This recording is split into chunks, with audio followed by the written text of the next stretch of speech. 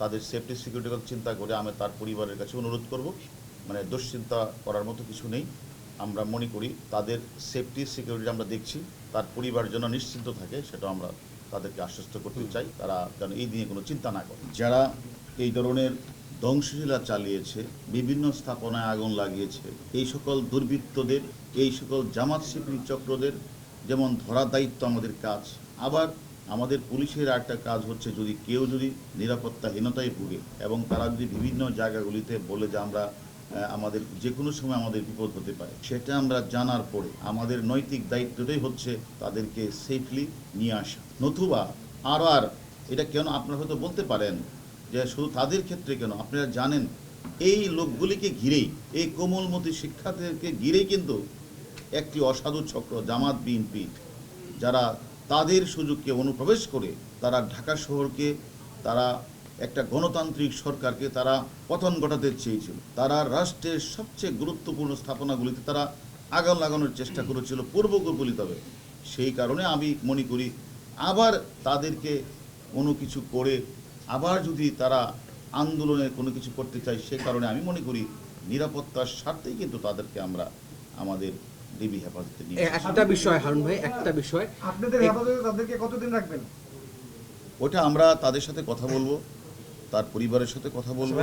আমরা তাদেরকে বিভিন্ন বিষয় তো কথাবার্তা হচ্ছে যে আপনারা এই সুন্দর একটা আন্দোলন করছিলেন ঢাকা বিশ্ববিদ্যালয়ে, আর সেই আন্দোলনের মধ্যে আপনাদের কারা কারা আপনাদের সাথে যোগাযোগ করেছিল, কারা কারা আপনাদের কাছে আপনাদেরকে বিভিন্নভাবে উস্কানি দিয়েছিল, এটা আমরা জানতে চেয়েছি। তারা কিছু নাম্বারও আমাদের বলেছে, নামও দিয়েছে।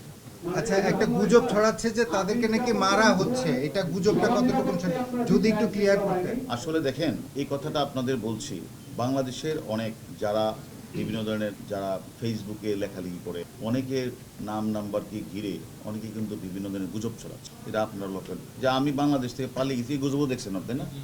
এদিকে বিশ্বাস করছেন? অনেকে আমাদের রাষ্ট্রের অনেক ব্যক্তির নামে কিন্তু অনেক গুজব আসছে, এটা তো বিশ্বাস করেন না। তাহলে এটাও বিশ্বাস করার কোনো কারণ নাই যে আমরা সিকিউরিটির স্বার্থে যাদেরকে আমরা এনেছি তাদের নিয়ে যদি কেউ গুজব ছড়ায়, সেটা আপনারা বিশ্বাস করবেন।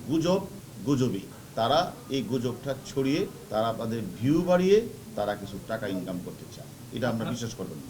একটা নেগেটিভ মেসেজ যাচ্ছে, অন্যভাবে নেন না, একটা নেগেটিভ মেসেজ যাচ্ছে যে যারা আন্দোলনের মূল যারা আন্দোলনকারী শিক্ষার্থী, তাদেরকে আপনারা ভয়ভীতি দেখাচ্ছেন, তারা যেন আর একত্রিত না হতে পারে। আমি তো বলছি এই গুজবকে আপনারা বিশ্বাস করবেন না। আমরা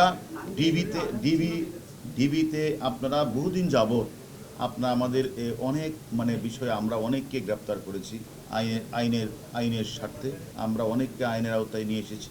এবং কখনো যারা আমার মামলার আসামি, তারাও তো কখনো আপনাদের বলে নাই, যারা আমাদের মামলার আসামি ছিল, যারা পুলিশ মার্ডারের মামলার সাথে জড়িত ছিল, যারা 28শে অক্টোবরে আমাদের প্রধান বিচারপতির বাসভবনে হামলা করেছিল, আমাদের হাসপাতালে হামলা করেছিল, সে সময়ও তো আমরা অনেক আসামিকে ওই সকল ঘটনার সম্পৃক্ত থাকার কারণে আমরা গ্রেপ্তার করেছিলাম। সে সময় তো আপনারা আমাদেরকে প্রশ্ন করেন নাই যে সেখানে তাদের প্রতি অন্যায় করা হয়েছে। আজকে যে মানুষটাকে আমরা নিরাপত্তার স্বার্থে নিয়ে এসেছি, ওসব এই গুজব আপনারা কখনো বিশ্বাস করবেন না। আমরা এখনও এ ধরনের কোনো পরিবারের পক্ষ থেকে কোনো আবেদন পাই নাই যে বা আমাদের কাছে কেউ কিছু বলে নাই। আমরা বিষয়টা বলেছি যে আমরা যেখানে যাক তার তো সিকিউরিটি দরকার। আমরা সিকিউরিটির স্বার্থে, নিরাপত্তার স্বার্থে তাদেরকে আমরা এনেছি এবং আমরা তাদেরকে ওই আন্দোলন সম্পর্কে টুকটাক জিজ্ঞাসাবাদ করছি।